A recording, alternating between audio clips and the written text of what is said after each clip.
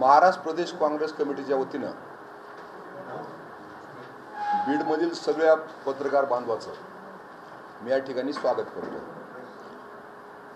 थोडा वेळ याच्यासाठी झाला की नेमकं आम्हाला कळत नव्हतं की आपली पत्रकार परिषद आधी आहे का मेटे साहेबांची पत्रकार परिषद आहे आणि पत्रकार परिषद कुणाची आधी घ्यायची याच्यावरून काही आपल्याला विषय करायचं कारण नाही। म्हणलं त्यांची होत असेल तर होऊन जाऊ द्या, पण आता तुम्हीच घ्या म्हणून सांगितलं, त्यामुळं पण चालू करूया।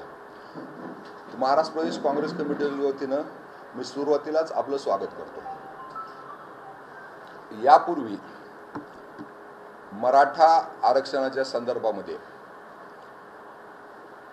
मराठा आरक्षण जरी असलं तर हे वस्तुस्थिती SC-BC आरक्षण आहे।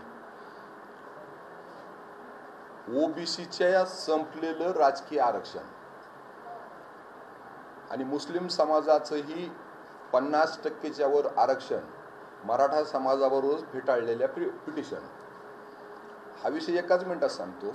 मराठा समाजाचं सर्वोच्च न्यायालयानं ज्या याचिका फेटाळल्या आणि आरक्षण SC-BC 18 हे अनकॉन्स्टिट्युशनल ठरवलं, त्याला 3 सगळ्यात महत्त्वाची कारणं आहेत। सगळ्यात पहिलं कारण, माननीय सर्वोच्च न्यायालयाने इंदिरा साहनी जजमेंटप्रमाणे सांगितलं की 50%च्या वरचं आरक्षण हे अनकॉन्स्टिट्युशनल आहे, म्हणून supreme court hold that above 50% reservation is unconstitutional. आपण अनेकदा विनंती केली होती सर्वोच्च न्यायालयाला की इंदिरा साहनीचं जजमेंट हे 40 वर्षापूर्वी आलंय, त्यावेळेस आर्थिक परिस्थिती वेगळी होती, आमची एवढी काय आरक्षणाची मागणी नव्हती, पण SC-BC समाज हा देशातला कृषक समाज आहे, शेतीशी निगडीत व्यवसाय करणारा हा समाज आहे। आज ती परिस्थिती राहिलेली नाही। आपल्यापैकी पत्रकार बांधवही अनेक शेतकरी असतील तर शेतीचे एवढे वाटे झालेत, इतर उत्पन्न जर नसेल तर तुम्ही शेती करू शकत नाही, अशा प्रकारची परिस्थिती आहे। आणि हा प्रश्न फक्त महाराष्ट्रातील मराठ्याचा नाही आहे, गुजरातचे पटेल असतील, राजस्थानचे गुर्जर आणि जाट असतील, हरियाणाचे जाट असतील किंवा तामिळनाडू आणि आंध्रचे कापू असतील, या सगळ्या शेतकरी समूहाचा हा प्रश्न आहे।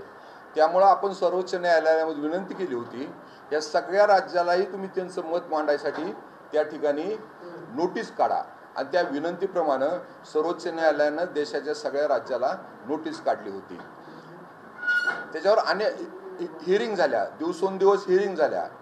ज्या पद्धतीनं लहान मुलं खेळात हरले की चिडचिड करून काहीतरी कारण सांगतात, त्या पद्धतीनं भारतीय जनता पक्षाचे नेते मंडळी, वैधानिक पद होल्डिंग करणारे देवेंद्र फडणवीस असोत की प्रवीण दरेकर असोत किंवा भाजपच्या, आता तर ते भाजपचे नाहीत असं काही म्हणायचं कारण नाही, भाजपने जी अधिकृत प्रचार समिती स्थापन केलेली आहे तिचे सदस्य असलेले विनायक मेटे हे भाजपचे म्हणून मराठा समाजाला रस्त्यावर येण्यासाठी उचकावण्याचं काम या ठिकाणी करतायत। आमचा विरोध मराठा समाजाच्या कुठल्याच प्रश्नाला नाही, मराठा समाजाला न्याय द्यायचा नाही ही काँग्रेसची भूमिका नाही, OBCचं 50%च्या वरचं आरक्षण संपलं पाहिजे ही काँग्रेसची भूमिका नाही, मुस्लिम समाजाचं आरक्षण मिळालं नाही पाहिजे ही भूमिका नाही। परंतु सर्वोच्च न्यायालयाचा निकाल आलाय, तुम्ही स्वतः घटना दुरुस्ती केली, SC-BC कायदा 2018ला तुम्हीच आणला, तो SC-BC ऍक्ट देवेंद्र फडणवीस हे स्वतः मुख्यमंत्री असताना आणि विधी आणि कायदा मंत्री असताना 30 नोव्हेंबर 2018ला तो शासन आदेश काढलेला आहे। मित्रांनो, तारीख लक्षात ठेवा, आपल्यापैकी सगळ्याला माहिती आहे की शासन आदेश बदलला की काय परिस्थिती असते। 30 नोव्हेंबर 2018ला SC-BC कायद्याचा आदेश काढला। यामध्ये पुन्हा गैरसमज असा करून दिला जाता की तुम्ही का पाठिंबा दिला नव्हता का? हो, आम्ही पाठिंबा दिला होता, आजही पाठिंबा दिला होता। 288 आमदारानं एकमतानं पाठिंबा दिला होता, पण कशाला पाठिंबा दिला होता? तुम्ही आणलेल्या बिलाला पाठिंबा दिला होता। बिल आणि कायदा याच्यामध्ये प्रचंड फरक आहे, हे आपण समजून घेतलं पाहिजे। त्यांनी बिल आणलं, त्या बिलाला आम्ही मान्यता दिली, एक मताने मान्यता दिली, देवेंद्र फडणवीस यांच्यावर अंधपणे विश्वास ठेवून आम्ही त्या ठिकाणी मान्यता दिली. 288 आमदारांनी मान्यता दिली. त्यानंतर बिलाला मान्यता मिळाल्यानंतर विधी आणि न्याय विभागाचं काम चालू होतं. विधी आणि न्याय विभागाचं काम काय? बिल आल्यानंतर पास होईपर्यंत बरेच दिवस जाऊ शकतात. दरम्यानच्या काळामध्ये अनेक घटना आणि घडामोडी देशामध्ये घडतात आणि उघड आहे केंद्र सरकारने 102वी घटना दुरुस्ती ही 14 ऑगस्ट 2018 ला केली होती. 14 ऑगस्ट 2018 ला म्हणजे तब्बल त्यांच्याच केंद्र सरकारनं जी 102वी घटना दुरुस्ती 14 ऑगस्ट 2018 ला केली होती, त्यानंतर तब्बल 105 दिवसांनी देवेंद्र फडणवीस यांनी कायद्यात रूपांतर केलं. मुख्यमंत्री म्हणून विधिमंडळाचं नेतृत्व करणे ही त्यांची जबाबदारी आहे, पण विधी आणि न्याय खात्याचे प्रमुख म्हणून त्या काळामध्ये विधी आणि न्याय मंत्री ते होते. आपण जो कायदा पास करतोय हा घटनात्मक आहे का, कायद्यात बसतोय का, बेकायदेशीर नाही ना, हे बघायची जबाबदारी त्यांच्या खात्याची आहे. मग त्यांनी हे बघितलं नाही का? बघितलं नसेल तर देवेंद्र फडणवीस यांनी मराठा समाजाची फसवणूक केलेली आहे, महाराष्ट्राच्या विधानसभेची फसवणूक केलेली आहे. फक्त विषय मराठा समाजाचा नाही, त्या 288 18 पगड आमदारांनी विश्वास टाकला होता, त्यांच्या विश्वासाच्या विश्वासघाताची आहे. कारण आपल्यापैकी सगळ्यांना माहिती आहे एक GR जर 14 ऑगस्ट 2018 ला निघाला तर 15 तारखेला आपण त्याच्या विरुद्ध जाऊन काही करू शकतो का? आणि धडधडीत यांनी 105 दिवसानंतर SCBC कायदा मंजूर केला. त्याच दिवशी माहिती होतं हा टिकणार नाही, कारण आमचा तर काही संबंध नव्हता. पण ती 102व्या घटना दुरुस्तीत तो बसतच नव्हता ना. 102व्या घटना दुरुस्तीनंतर जे कलम घटनेमध्ये समाविष्ट झाले होते त्या कलमानं राज्याला अधिकारच ठेवले नव्हते. पण माननीय उच्च न्यायालयामध्ये प्रकरण चालू होतं, आम्हाला कसलंही राजकारण करायचं नव्हतं, त्याच्या विरोधात एक शब्दही बोलायचं नव्हतं. आम्ही शांत राहिलो. उच्च न्यायालयात त्यांना जी काय बाजू मांडायची मांडू दिली आम्ही, त्याच्यावर कुणीही ऑब्जेक्शन त्या ठिकाणी घेतलं नाही. हे मुद्दे उच्च न्यायालयामध्ये उपस्थिती झाली नाही. आणि उच्च न्यायालयात असं असतंय की जर आपण मुद्दा उपस्थित केला तरच न्यायालय त्याच्यावर विचार करतं, निर्णय देतं. तिथं मुद्दाच उपस्थित झाला नाही, सरळ सर्वोच्च न्यायालयात गेलं. आता सर्वोच्च न्यायालयामध्ये गेलं त्यावेळेस विधी आणि न्याय मंत्री कोण होते? देवेंद्र फडणवीस. मुंबई उच्च न्यायालयामध्ये जी केस चालली होती, निकाल लागलेला होता, प्रत्येक पान एक्झिबिट झालं होतं.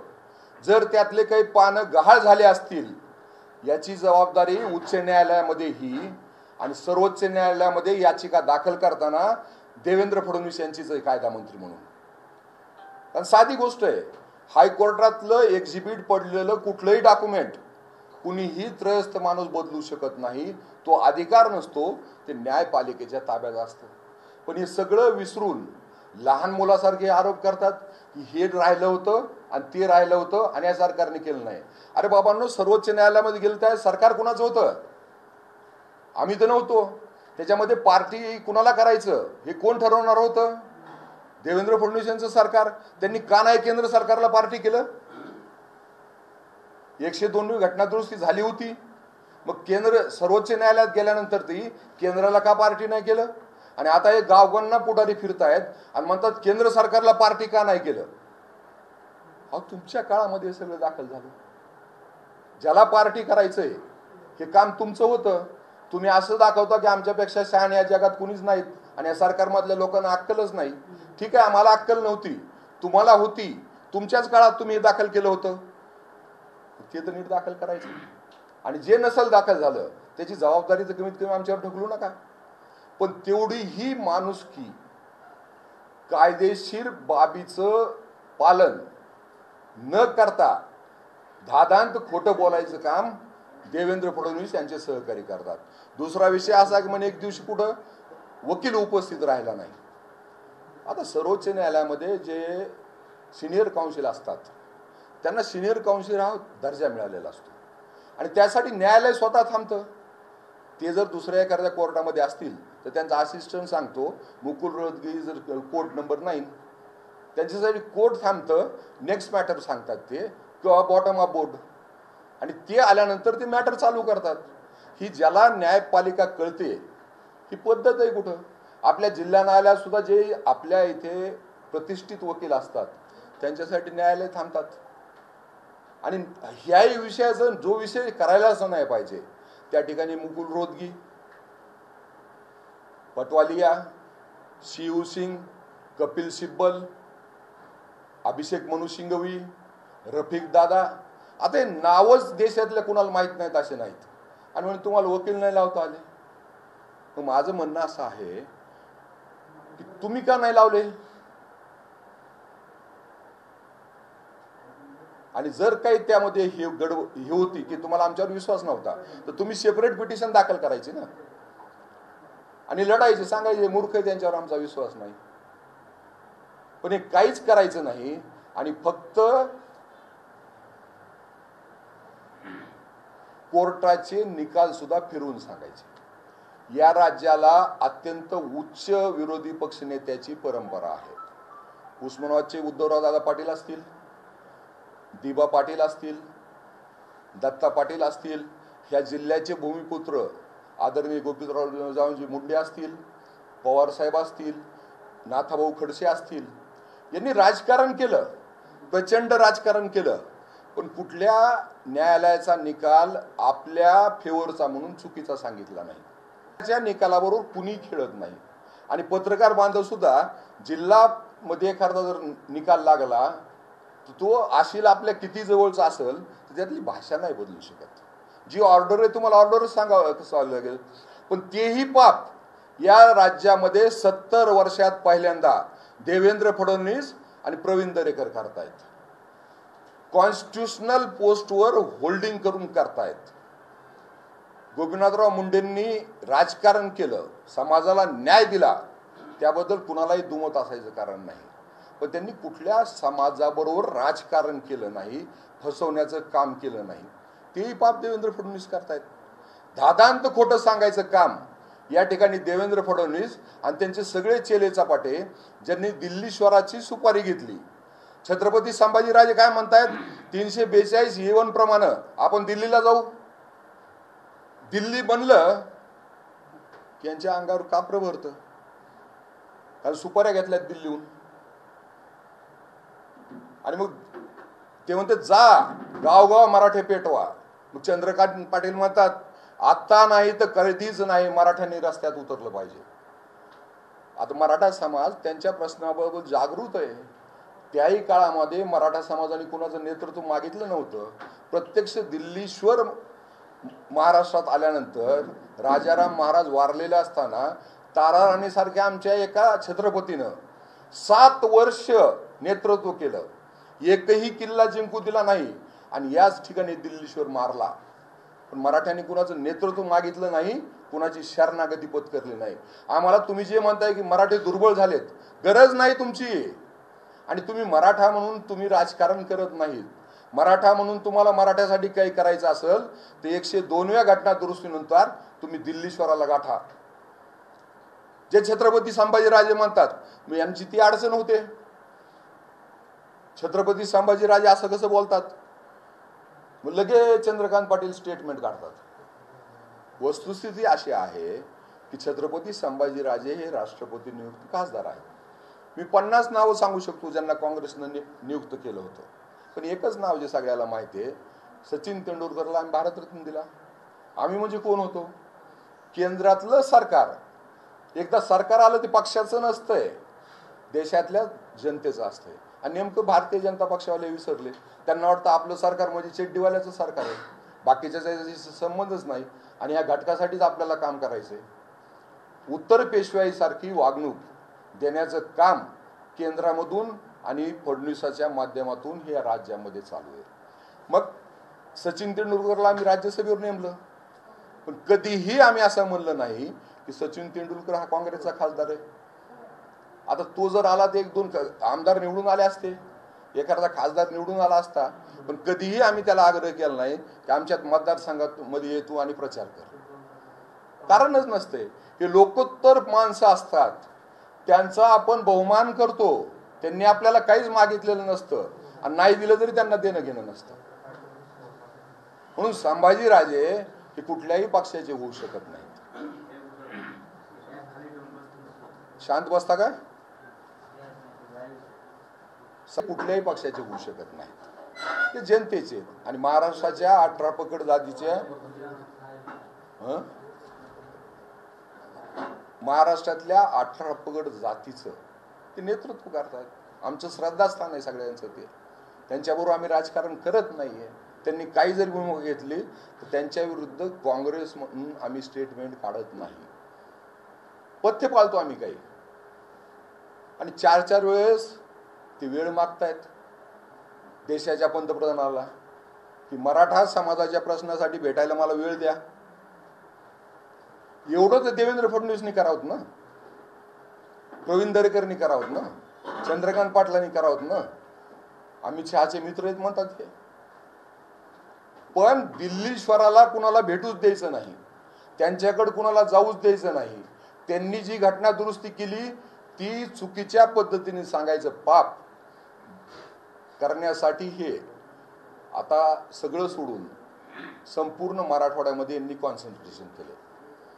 माझं प्रत्येक ठिकाणी मी सांगितलंय, देवेंद्र फडणवीस आणि या सगळ्याला आव्हान आहे, तुम्ही दिल्लीत जाऊन जे काय करायचंय तर मराठा समाजाला न्याय द्या ना. आता गावामध्ये मेळावे घेऊन हे करून तुम्ही काही करू शकता का?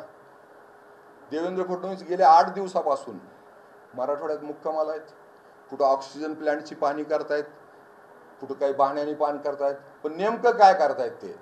विनायक मेटे यांना सर्व अर्थानं रसद पुरवण्याचं काम देवेंद्र फडणवीस करतायत. किती लोक बीडमध्ये येत आहेत आपण बघताय. समाजाला जर वाटत असेल रस्त्यावर उतरायचं तर उतरू द्या. समाजावर आम्ही सुद्धा उतरू. त्यांचे प्रश्न त्याच ठिकाणी सोडवण्याची भूमिका घेऊ आम्ही. पण तुम्ही हे उद्योग करू नका राजकीय पक्ष म्हणून. आणि यातून मराठा समाजाचं हित होणार नाही, मराठा समाजाचा एकही प्रश्न सुटणार नाही. कारण तुम्ही जी 102वी घटना दुरुस्ती केली ही दादांत चुकीची आणि करायलाच नव्हती पाहिजे. पहिल्या दिवशीपासून माझी मागणी आहे, 102वी घटना दुरुस्ती ही नरेंद्र मोदी सरकारनं करायला नव्हती पाहिजे.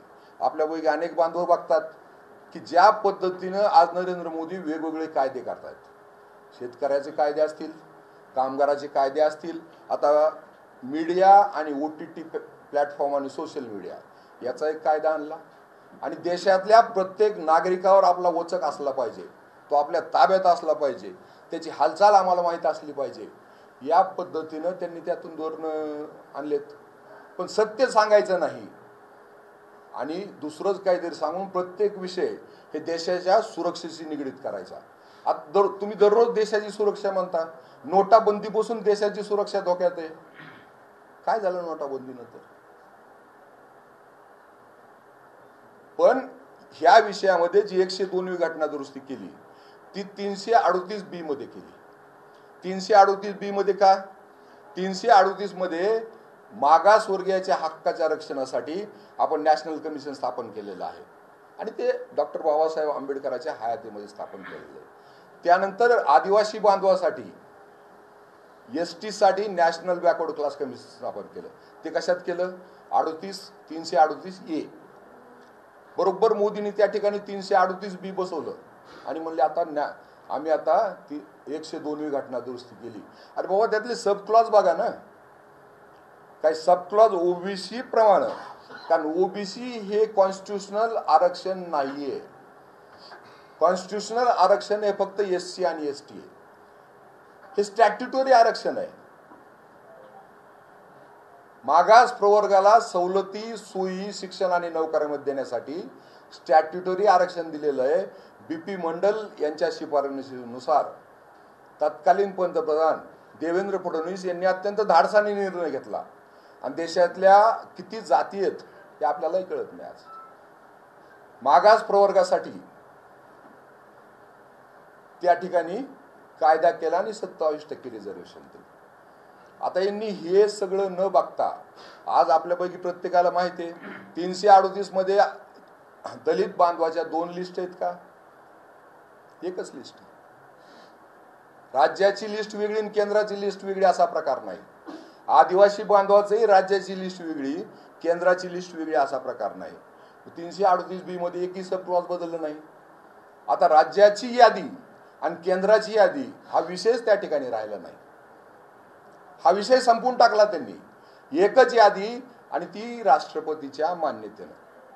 आता परिस्थिती अशी आहे 102वी घटना दुरुस्ती ही सन्माननीय लोकनेते विनायकराव मेटे यांच्या पिटिशनमध्ये जी त्यांनी सर्वोच्च न्यायालयामध्ये दाखल केली होती फक्त 102व्या घटना दुरुस्ती संदर्भामध्ये. आता ते गावगांना सल्ला देतात पण त्यांनी त्या ठिकाणी एखादा मोठा वकील का लावला नाही. सर्वोच्च न्यायालयामध्ये AOR सोडून विनायकराव मेटे वकिली उभा करू शकले नाही.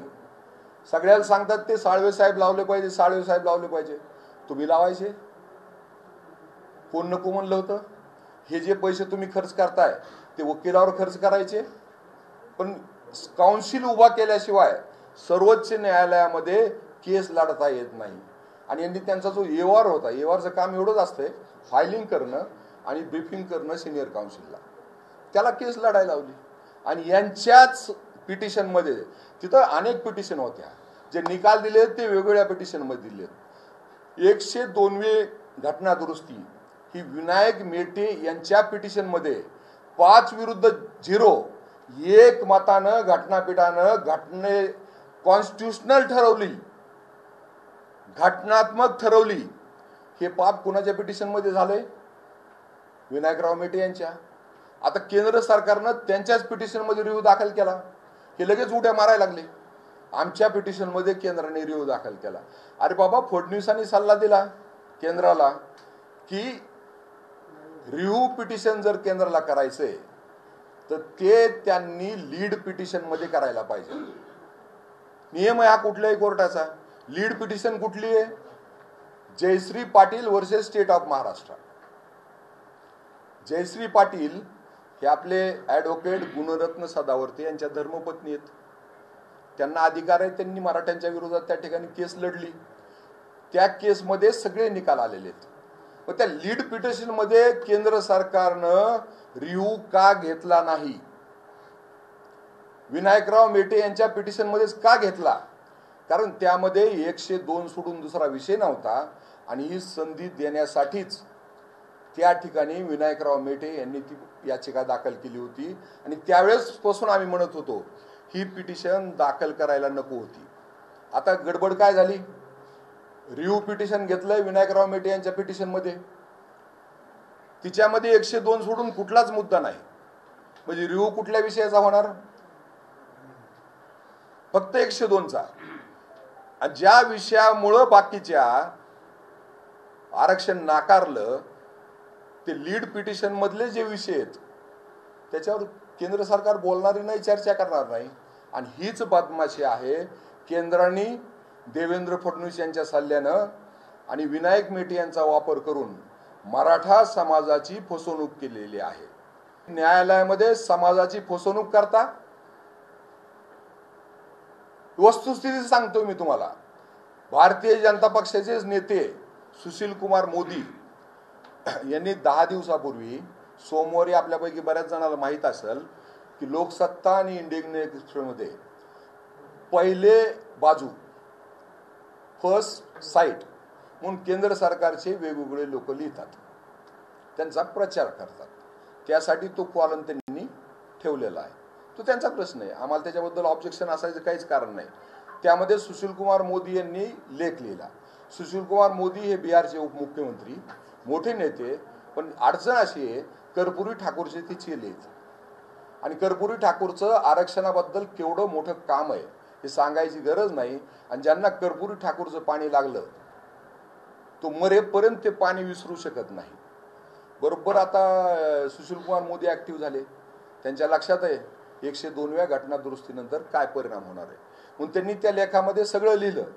आणि शेवटच्या पॅरेग्राफमध्ये आपण बघू शकता किंवा ज्यांना ज्यांना पाहिजे असेल तो सुशील कुमार मोदी यांचा लोकसत्तेतला लेख मी आपल्याला पाठवू शकतो. त्यामध्ये त्यांनी म्हणलंय की केंद्र सरकारची रिव्ह्यू पिटिशन जर सर्वोच्च न्यायालयाने फेटाळली, ही रिव्ह्यू पिटिशन फेटाळणारच आहेत, त्यांना माहिती ही रिव्ह्यू पिटिशन फेटाळणार आहेत. कारण 5-0 विनायकराव मेटे यांच्याच याचिकेमध्ये 102वी घटना दुरुस्ती ही कॉन्स्टिट्युशनल ठरवलेली आहे आणि त्याच बेंचकडे तुम्हाला रिव्ह्यू करायचा आहे. तो बेंच आपला निकाल बदलल. म्हणून सुशील कुमार मोदी म्हणतायत की जर ही याचिका फेटाळली तर तातडीने घटना दुरुस्ती केल्याशिवाय पर्याय नाही. हे मी नाही म्हणत, भारतीय जनता पक्षाचाच एक मोठा नेता म्हणतोय. कारण महाराष्ट्राच्या बाहेर अशा पद्धतीचं वातावरण आहे की त्या ठिकाणी ओबीसी प्रवर्ग प्रचंड राजकीय दृष्ट्या जागृत होत्या हक्कासाठी. त्यांचे दुसरे जे खासदार आहेत ओबीसी कमिटी चेअरमन, त्यांनी मागणी केली की केंद्र सरकारनं 50%च्या वर आरक्षणाची मर्यादा उठवण्यासाठी कायदा केला पाहिजे. आज घाबरताय सगळी मोदीजीला, पण ओबीसी प्रवर्ग हा घाबरणारा प्रवर्ग नाही. राजकीय दृष्ट्या तो अत्यंत सजग प्रवर्ग आहे. आज काय होतंय त्याला माहित नाही. उद्या नॉर्थ इंडियामध्ये त्यांना सगळ्याला कळायला लागलंय.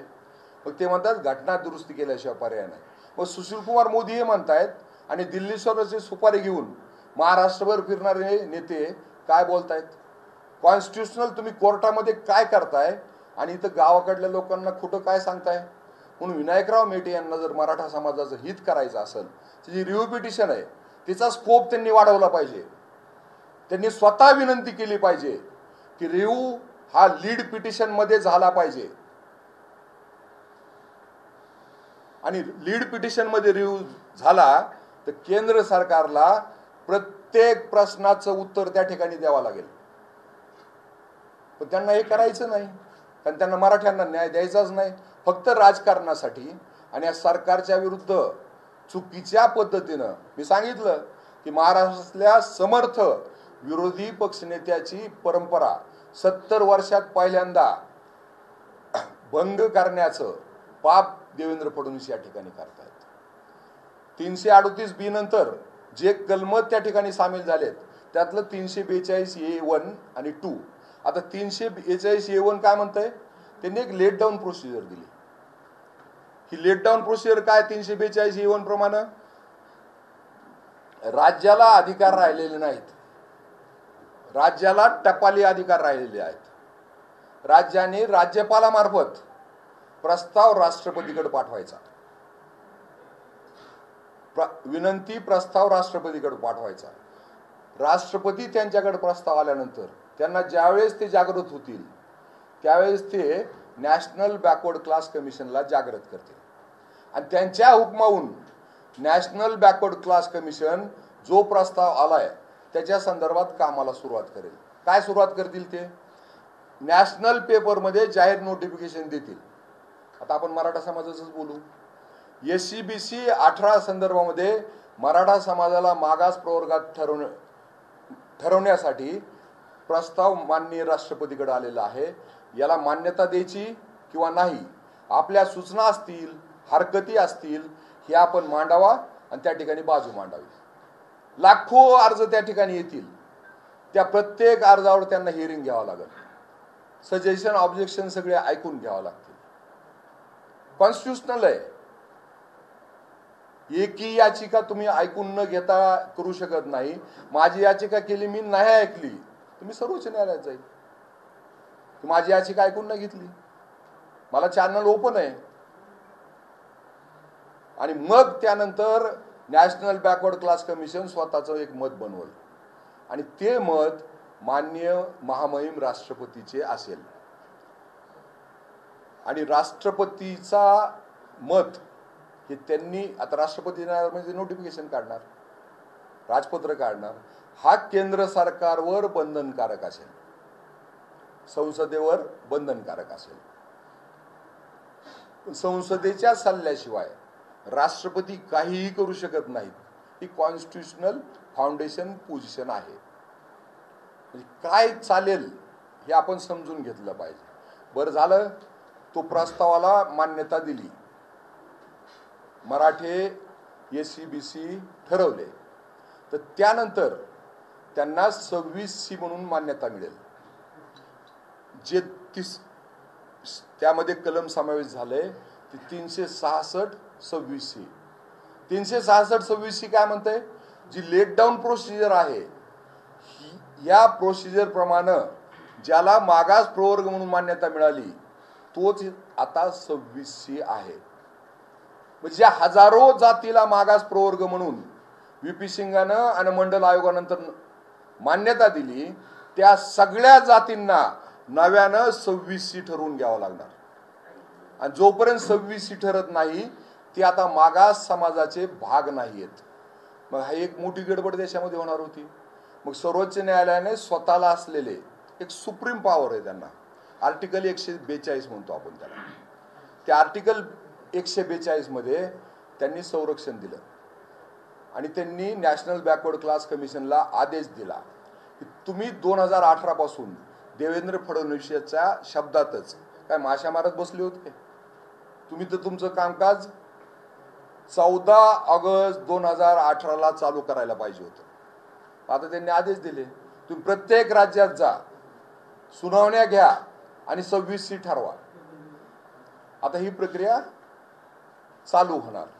मग तोपर्यंतच्या काळामध्ये ज्या प्रवर्गाला आज लाभ मिळतोय तो प्रवर्ग सगळा डिस्टर्ब होऊ शकतो. म्हणून न्यायालयानं स्वतःला असलेल्या विशेष अधिकारामध्ये 142 आर्टिकलमध्ये याला संरक्षण दिले दरम्यानच्या काळामध्ये की जोपर्यंत नॅशनल बॅकवर्ड क्लास आपलं काम संपवत नाही, प्रत्येक जातीची सुनावणी घेत नाही आणि मान्यता देत नाही किंवा वगळत नाही, तोपर्यंत तिला जुन्या कायद्याप्रमाणे मान्यता राहील आणि जे काही OBC प्रवर्गाचे अधिकार आहेत, कल्याणकारी योजना आहेत, त्या चालू राहतील. म्हणजे हे सगळं समजून घेतलं तर काय बांधवांना आपण समजलं पाहिजे. पण खरी परिस्थिती लोकांपर्यंत जाऊ द्यायची नाही, कारण गोबलचे DNA यांच्यामध्ये आलेले आहेत. हिटलर मेला तरी गोबल सांगत होता की देशाचं नेतृत्व हिटलर करतोय. हे गोबलचे DNA आहेत. रेटून सांगा आणि खोटं सांगा. आणि RSSचा हा अजेंडा आहे. सेव्ह नेशन सेव्ह मेरिट म्हणून त्यांची एक संस्था आहे जी फक्त याचिका करण्याचं काम करते, तिला पैसे कमी पडत नाहीत. मराठा आरक्षणाच्या प्रकरणामध्ये बदनाम झाले ॲडव्होकेट गुणरत्न सदावर्ते, कारण त्यांना भारतीय जनता पक्षानं त्या कामासाठी ठेवलं होतं. पण 13 पिटिशन ह्या सेव्ह मेरिट सेव्ह नेशनच्या फाउंडर सदस्याच्या होत्या. त्यांचे नाव जरी बघितलं तर कळेल की यांचा मराठा समाजाचा काय संबंध आहे. पण त्यापैकी एकाही नावावर चर्चा होऊ दिली जात नाही. आणि हेच यातलं खरं राजकारण आहे. आणि सेव्ह नेशन सेव्ह मेरिटचा फाउंडर हा नागपूरचा देवेंद्र फडणवीस यांचा मित्र आहे, ऑफिशियल रेकॉर्ड आहे. आणि ते सेव्ह नेशन मेरिट करून या ठिकाणी मराठा आरक्षणाचं प्रत्येक गोष्टीचं स्कॅनिंग करून प्रचंड मोठे वकिलाची फौज त्या ठिकाणी उभं करून त्यांनी मराठा आरक्षण हाणून पाडण्याचं काम केलं. आता 50% वर गेलं होतं. 102व्या घटना दुरुस्तीनंतर राज्याला अधिकार राहिले नव्हते. आणि त्यानंतर गायकवाड कमिशनचा अहवाल होता. देवेंद्र फडणवीस म्हणतात की गायकवाड कमिशनचा अहवाल आणि स्टॅट्युटरी डाटा आम्ही टिकवला होता, कारण तो आम्ही टीस कडून करून घेतला होता. टीस म्हणजे Tata institute of social science, reputed संस्था आहे, तिच्याबद्दल दुमत असायचं कारण नाही. पण ते दादांत खोटं बोलतायत. टीसकड मराठा समाजाच्या डाट्याचं कसलंच काम दिलं नव्हतं. जाहीर आरोप आहे माझा. टीसकड कुठलं काम दिलं होतं? धनगर बांधवाचे मतं घेऊन सत्तेत येण्यासाठी आणि त्यांना सांगण्यासाठी की पहिल्या कॅबिनेटमध्ये आम्ही तुम्हाला आरक्षण देऊ. काय झालं पहिल्या कॅबिनेटमध्ये? धनगर बांधवाचं स्टॅट्युटरी डाटा गोळा करायचं काम टीसला दिलं आणि 5 वर्ष टीसनं डाटाच दिला नाही. कसा नसेल दिला? त्याचं कारण काय हे समजून घ्या आपण. आणि त्या गोपीचंद पडळकरला आजही कळत नाही की पहिली कॅबिनेट झाली का नाही, पहिली कॅबिनेट झाली का नाही. आणि ते सारखं म्हणतात की आम्हाला आरक्षण मिळालं पाहिजे आणि हे सरकार आमच्या आरोप करते. अरे बाबा, पहिली कॅबिनेट होऊन 5 वर्ष गेले ना. देवेंद्र फडणवीस यांनी काय केलं? उत्तर कुणाला विचारले पाहिजे, प्रश्न कुणाला विचारले पाहिजेत, पण खरं समाजापर्यंत जाऊ द्यायचं नाही. आणि जो डाटा मराठा समाजाचा त्या ठिकाणी गोळा केलाय गायकवाड आयोगानं, त्याच्या ज्या संस्था आहेत, ज्या खऱ्या कल्प्रिट आहेत आणि ज्यांचा डाटा सर्वोच्च न्यायालयाने 50 पानाचं त्याच्यावर विवेचन केलंय आणि सांगितलंय की मराठ्याचं इंदिरा साहनी जजमेंट प्रमाणे अनन्यसाधारण मागासले पण गायकवाड आयोग सिद्ध करू शकला नाही. त्यासाठी तत्कालीन राज्य सरकारनं काही प्रयत्न केले नाही आणि त्यासाठी मुंबई उच्च न्यायालयानं कसल्याही पद्धतीनं आपल्या आदेशामध्ये लिहिलं नाही. आम्हाला विरोध करायचं कारण नव्हतं, आम्ही केलं नाही. म्हणलं चालू आहे, समाजाचा एक प्रश्न सुटतोय, सुटू द्या. पण सर्वोच्च न्यायालय शेवटी घटनेचा अर्थ कोण काढणार? हा डॉमेन अधिकार सर्वोच्च न्यायालयाचा आणि घटनापीठाचा आहे. त्यांनी सगळं स्कॅनिंग केलं गायकवाड आयोगाचं आणि ते म्हणले डाटाच बोगस आहे. ह्या डाट्यावरून मराठा समाज मागास ठरूच शकत नाही. हा समाज पुढारलेला आहे. कशावर सांगितलं त्यांनी? जो डाटा त्यांच्या समोर होता. कुणाचा होता? गायकवाड कमिटीचा होता. तो कुणी गोळा केला होता? त्यातली पहिली संस्था आहे रामभाऊ म्हाळगी प्रतिष्ठान. आता रामभाऊ म्हाळगी प्रतिष्ठान काय आहे हे बीड करायला सांगायची गरज नाही. सुदैवानं मराठवाड्याचेच भूमिपुत्र असलेले कुठल्याही पक्षात असू द्या, आम्हाला त्यांचा अभिमान आहे. प्रमोद महाजन आणि गोपीनाथ मुंडे यांनी ती संस्था लावली होती. त्यांच्या भाषेमध्ये ती वर्दुसनी केली होती आणि भारतीय जनता पक्षाच्या लोकांना राहण्याची, प्रशिक्षणाची सगळी व्यवस्था त्या ठिकाणी केली होती. त्यांनी त्या पक्षासाठी केलं, पण कुठल्याही जातीच्या विरोधात त्यांनी रामभाऊ म्हाळगी वापरली नाही. कुठल्याही जातीच्या विरोधामध्ये रामभाऊ म्हाळगी प्रतिष्ठान मधून गोपीनाथ मुंडे साहेब जिवंत असताना राजकारण झालं नाही. आम्हाला अभिमान आहे त्याचा. तेही पाप देवेंद्र फडणवीस करतायत. आज त्या संस्थेचे अध्यक्ष देवेंद्र फडणवीस आहेत आणि त्या संस्थेने डाटा केलेला लीड संस्था ती होती. तो सर्वोच्च न्यायालयाने नाकारलाय. अनकॉन्स्टिट्युशनल ठरवलं गायकवाड आयोग आणि दादांत खोटं बोलतायत की गायकवाड आयोगाला स्टॅट्युटरी डाटा टिकला, तो आम्ही टीस कडून घेतला होता. अरे बाबा, तू टीस कड गेलाच नव्हता ना. शुद्धीवर राहून बोल ना काहीतरी. कॉन्स्टिट्युशनल पोस्टवर बसून खरं बोल ना. दुसरी संस्था कुठली त्यातली? छत्रपती शिवाजी शिक्षण संस्था. नावात छत्रपती आहे. ही संस्था आहे औरंगाबादच्या भारतीय जनता पक्षाच्या पूर्णवेळ प्रचारक असलेल्या बाळासाहेब सराटेची. बाळासाहेब सराटेच्या संस्थेमध्ये एकही कर्मचारी नाही. आता स्टॅट्युटरी डाटा गोळा करणं आणि सर्वोच्च न्यायालयामध्ये टिकवण्यासाठी गोळा करणं हे काम किती आव्हानात्मक असेल. याचं फाउंडेशनच सुरुवात कुठून करायला पाहिजे? कॉन्क्रीट डाटा गोळा करून. तिसरी संस्था आहे त्यामध्ये गुरुकृपा शिक्षण संस्था कल्याण, जी RSSचं परिवार त्या ठिकाणी चालवतं. चौथी संस्था आहे शारदा कन्सल्टन्सी नागपूर, जिच्या नावातच कन्सल्टन्सी आहे. आणि कन्सल्टन्सीचा अर्थ काय असतो आणि कन्सल्टन्सीच्या नावाखाली आपण कुठले उद्योग करतो हे आपल्यापैकी सगळ्यांना माहिती आहे. आणि तिला मराठा समाजाचं सर्वेक्षण करायचं काम दिलं. त्या संस्थेने 5 वर्षाच्या काळात काय केलं होतं? राज्यभर फक्त धरणातले गाळ काढणं आणि पुन्हा बुजवणं आणि बिलं काढणं. देवेंद्र फडणवीसच्या सरकारच्या माध्यमातून, शारदा कन्सल्टन्सीच्या माध्यमातून नागपूरच्या पितृसंस्थेला किती लाभ गेला याचा हिशोब त्या ठिकाणी आजही मिळत नाही. आणि 5वी जी संस्था आहे, द रेप्यूट संस्था आहे, गोखले इन्स्टिट्यूट ऑफ इकॉनॉमिक आणि पॉलिटिक्स, तिच्याबद्दल कुणालाही ऑब्जेक्शन असायचं कारण नाही. जागतिक दर्जाची संस्था आहे. नामदार गोखलेंनी स्थापन केलेली ती संस्था आहे. स्वतः त्यांनी शिकवून बांधकाम करून एका वर्गाचं ती संस्था वाढवलेली आहे. लीड संस्था कोणाला ठेवायला पाहिजे होतं? गोखले इन्स्टिट्यूटला.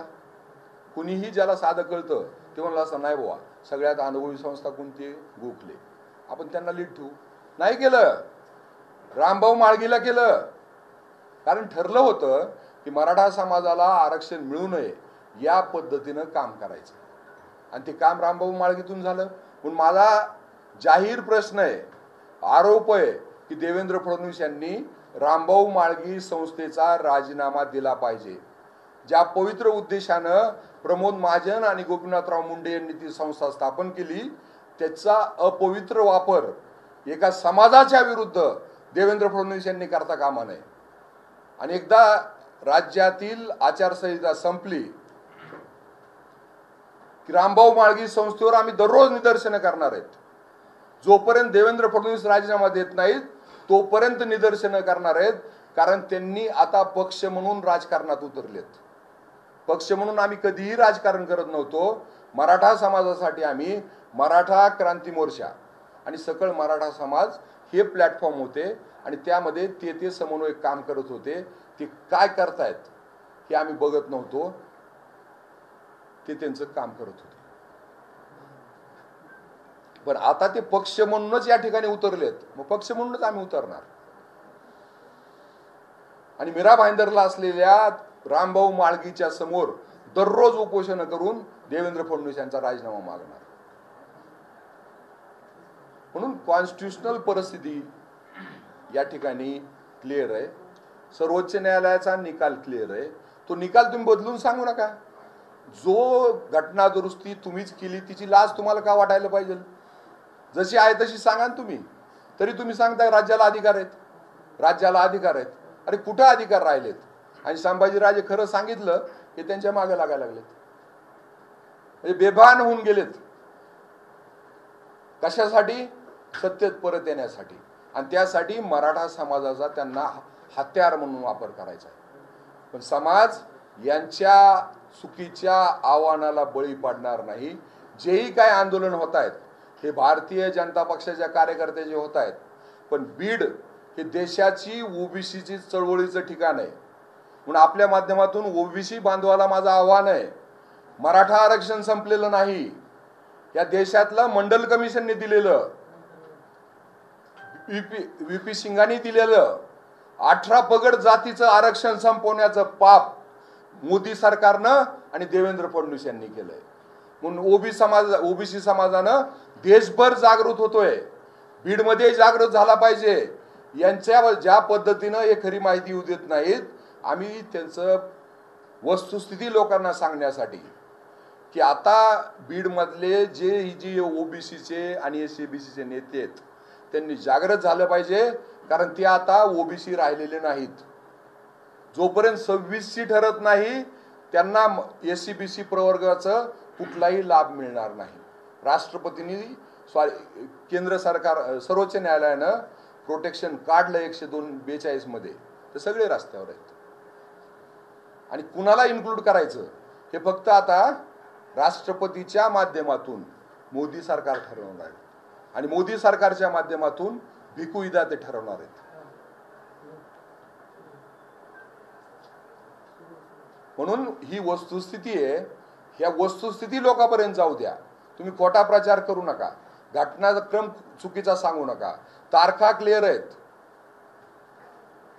एवढीच विनंती आहे. आणि बीडच्या पत्रकाराला माझं आव्हान आहे महाराष्ट्र प्रदेश काँग्रेस कमिटीच्या वतीनं, ही वस्तुस्थिती आपल्या माध्यमातून सर्वसामान्य लोकांपर्यंत गेली पाहिजे, एवढीच विनंती आहे. माझं निवेदन संपवतो मी, आणि आपले काही प्रश्न असतील त्याचं उत्तर देतो.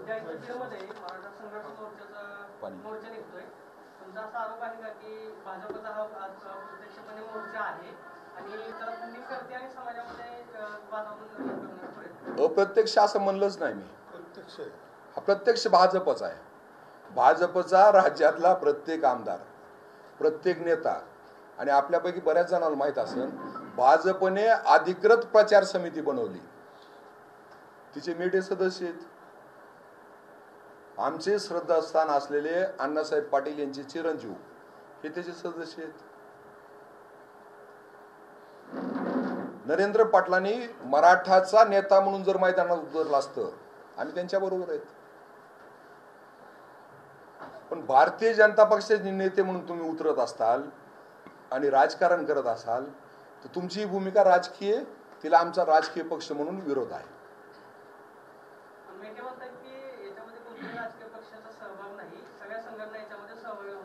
म्हणजे देशामध्ये एकटे मेटे शहाणे आहेत का? बाकीच्या लोकांना काहीच कळत नाही का? आणि त्यांचा तसाच समज आहे. मांजरीला असं वाटतं की आपण डोळे मिटले की दूध पितोय, कोणालाच कळत नाही. परिस्थिती नसते. समाज जागृत आहे. प्रत्येक घटना त्यांना माहीत असते आणि सोशल मीडियामुळे तर प्रत्येक बातमी पटकन पोहोचते सगळ्याजवळ, सगळ्याला माहीत असते. ज्या दिवशी प्रचार समिती झाली, भारतीय जनता पक्षाच्या कार्यालयात झाली, तिथं चंद्रकांत पाटील, देवेंद्र फडणवीसच्या घरी पुन्हा नंतर मिटिंग झाली. आशिष शेलार यांच्या मांडीला मांडी लावून नरेंद्र पाटील आणि विनायक मेटे बसले होते. आता भारतीय जनता पक्षाच्या कार्यालयात बसले होते, तिथं नियोजन झालं आणि पुन्हा म्हणायचं नाही मी स्वतंत्र आहे. त्यांनी अधिकृत पत्रक काढलं की आमच्या अधिकृत प्रचार समितीचे मेटे हे प्रमुख पात्र आहे. मान्य करा मी प्रमुख पात्र आहे म्हणून, आमचं ऑब्जेक्शन असायचं कारण नाही. पण समाजाला मूर्ख बनवू नका, मूर्ख समजू नका. समाज मूर्ख नाहीये. ओबीसी आरक्षणासाठी मागासवर्गीय आयोग नेमला आहे, तो उशिरा सुचलेलं शहाणपण आहे सरकारला, असं देवेंद्र फडणवीस मी सांगितलं ना, काही बोलू शकतात, दादांत खोटं बोलतात. ओबीसीचं राजकीय आरक्षण संपलं. आज जोपर्यंत ट्रिपल टेस्ट प्रमाणे constituency wise doctor Krishnamurthy versus union of India 2011चं जजमेंट आहे. त्या जजमेंटमध्ये सांगितलेल्या कसोटीप्रमाणे राज्य सरकार काम करणार नाही तोपर्यंत कॉन्स्टिट्युएन्सी वाईज, कॉन्स्टिट्युएन्सी हा शब्द त्यांनी वापरला. कॉन्स्टिट्युएन्सीचा अर्थ असा, स्थानिक स्वराज्य संस्थे संदर्भामध्ये हे निकाल आहे. बीड जिल्हा परिषद, जिल्हा परिषद ही कॉन्स्टिट्युएन्सी, पंचायत समिती कॉन्स्टिट्युएन्सी, नगरपालिका ही कॉन्स्टिट्युएन्सी, वार्ड ही कॉन्स्टिट्युएन्सी, ग्रामपंचायत ही कॉन्स्टिट्युएन्सी, ग्रामपंचायत मधला वार्ड ही कॉन्स्टिट्युएन्सी. याची ओबीसीची जनगणनेसहित स्टॅट्युटरी डाट्यासहित त्या ठिकाणी ठरलं पाहिजे की किती ओबीसींना आरक्षण द्यायचंय आणि त्यांचं या ठिकाणी पॉप्युलेशन आहे. मी मागास सांगितलं, माननीय सर्वोच्च न्यायालयाने सांगितलंय की स्टॅट्युटरी आरक्षण 2, कॉन्स्टिट्युशनल आरक्षण 2च आहेत. जो घटनेचा भाग आहे, देवानंद भारती यांचा जो खटला आहे, जो माइलस्टोन आहे, फाउंडेशन ऑफ कॉन्स्टिट्यूशन म्हणतो आपण त्याला, त्याप्रमाणे दलित बांधवाचं आरक्षण आणि आदिवासी बांधवाचं आरक्षण हे फक्त कॉन्स्टिट्युशनल आहे, हे स्टॅट्युटरी आरक्षण आहे. ते म्हणतात स्टॅट्युटरी आरक्षण जे आहे हे तुम्हाला इन प्रपोर्शन वापरावं लागेल, इन प्रपोर्शनच द्यावे लागेल. याचा अर्थ असा आहे की पहिले जे 2 आरक्षण आहेत याची आधी तुम्हाला पूर्तता करावं लागेल. आता नंदुरबार जिल्हा आहे, तर त्या जिल्ह्यामध्ये जर SC आणि STचं आरक्षण हे 55% जात असेल तर ओबीसी बांधवांना 1% त्या ठिकाणी आरक्षण मिळणार नाही. In proportion, not above 50%. ज्या ठिकाणी 45% असेल त्या ठिकाणी 5% मिळेल, ज्या ठिकाणी 35% असेल त्या ठिकाणी 15% असेल. आता यामध्ये मजा अशी आहे की देवेंद्र फडणवीस मुख्यमंत्री असतानाच विकास किसनराव गवळी हा जिल्हा परिषद सदस्य नागपूर खंडपीठामध्ये गेला आणि त्यांनी सांगितलं की सध्याचं ओबीसीचं आरक्षण हे 50%च्या वर गेलंय, त्याच्यामुळे सर्वसाधारण लोकांवर अन्याय होतो, म्हणून डॉक्टर कृष्णमूर्तीच्या जजमेंटनुसार तुम्ही याला निकाल द्या. त्यावेळेस पहिल्यांदा माहीत झालं की कृष्णमूर्ती जजमेंट काय आहे. सरकार कुणाचं होतं? देवेंद्र फडणवीस यांचं. मग काम कुणाचं होतं? त्याच्यावर काम चालू करणं देवेंद्र फडणवीस यांचं. 14 पासून 19 पर्यंत मुख्यमंत्री होऊन कोट घालून कोण हिंडत होते? देवेंद्र फडणवीस.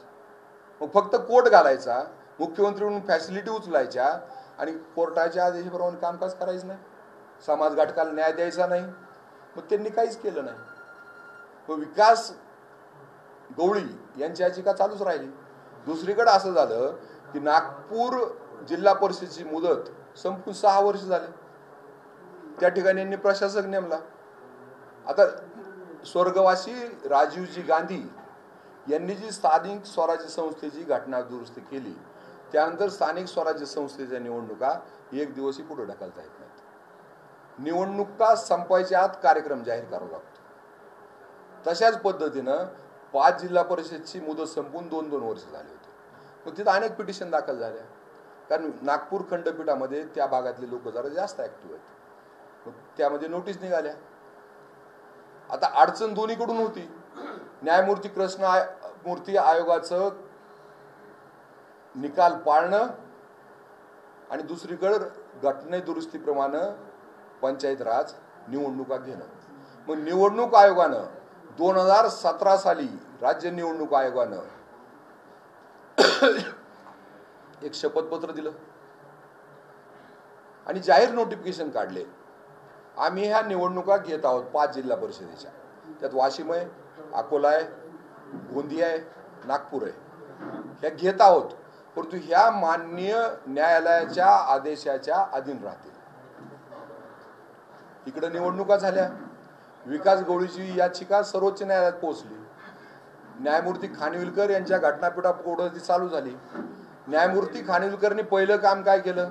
त्यांनी राज्य निवडणूक आयोगाची प्रचंड तारीफ केली आणि त्यांनी सांगितलं, तुम्हाला तरी न्यायमूर्ती डॉक्टर कृष्णमूर्तीचं जजमेंट कळालं आणि त्यामुळे तुम्ही या पद्धतीनं निकाल दिला. आता आम्ही जो निकाल देऊ त्याच्या आधीन या निवडणुका असतील. निवडणुका होऊन गेल्या. कुठं 3 जिल्हा परिषद जास्त झाल्या होत्या, कुठं 5 झाल्या होत्या, कुठं 10 झाल्या होत्या आणि त्याप्रमाणेच पंचायत समिती. त्यांनी निकाल दिला की तुम्हीच जाहिरात दिल्याप्रमाणे ह्या निवडणुका कॉन्स्टिट्युशनल नाही आहेत, आम्ही या रद्द करतोय. मग तिथं प्रश्न असा निर्माण झाला की रद्द कुणाच्या जागा करायच्या. सर्वोच्च न्यायालय म्हणलं, हे काम आमचं नाही, हे धंदा तुमचा तुम्ही करा. तुम्ही त्या नोटिफिकेशनच्या राज्य निवडणूक आयोगाच्या अधीन राहून सगळ्या निवडणुका घेतल्यात. म्हणून त्या सगळ्या जागा चेअर होल्डिंग ह्या त्यांनी अनकॉन्स्टिट्युशनल ठरवल्या आणि घरी पाठवल्या. त्यामुळं राज्यातील ओबीसीचं 50% वरचं राजकीय आरक्षण त्या ठिकाणी संपलंय आणि त्याचा दुसरा फटका असा बसला की हा निकाल संपूर्ण देशाला लागू आहे. की आता याच्यापुरतं कोर्टाने सांगितलं की आता निवडणुका होतील त्या जनरलच झाल्या पाहिजेत. जोपर्यंत डॉक्टर कृष्णमूर्ती आयोगाप्रमाणे तुम्ही काम करत नाही आणि जिथं बाकीकडे देशभर आहे त्या कालावधी कंप्लीट झाला तर एक तर डॉक्टर कृष्णमूर्ती जजमेंट प्रमाणे काम करा, नाहीतर जनरल निवडणुका घ्या. आता घटनाक्रम स्पष्ट आहे. त्या काळात मुख्यमंत्री कोण होतं स्पष्ट आहे आणि उगाचच शिव्या द्यायच्या ह्या सरकारला. यात कोणतं शहाणपण आहे आणि यातून तुम्ही काय मिळवताय? तुम्हाला असं वाटतंय लोकांना मूर्ख बनवतो, पण ज्यांना कॉन्स्टिट्युशनल नॉलेज आहे, तारखा माहिती आहे, ते हसतात आणि लोकांमध्ये चळवळ पाझरत असते. तुम्ही बनवू शकत नाही जास्त दिवस. बरोबर सगळ्या समाजाला माहीत होणार आहे की हा निकाल कुणामुळे आला, कसा आला आणि ते काम आता महाराष्ट्र प्रदेश काँग्रेस कमिटीच्या वतीनं, जिल्हा काँग्रेस कमिटीच्या माध्यमातून आणि वेगवेगळ्या माध्यमातून आम्ही आता गाव लेवलपर्यंत करतोय.